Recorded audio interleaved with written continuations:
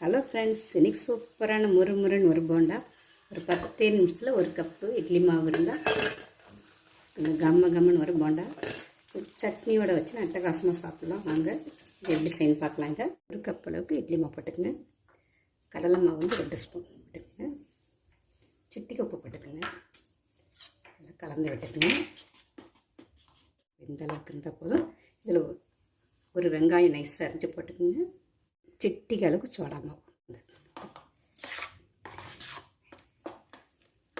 Ready ஆகிடுச்சு. எண்ணெய் காஞ்சிடுச்சு.